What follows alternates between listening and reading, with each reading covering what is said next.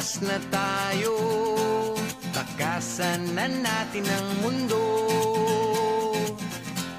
Magtago papalayo sa mas tahimik at payapang mundo. Umubulong ang hanging amihan at huni ng ibon. Dumudulog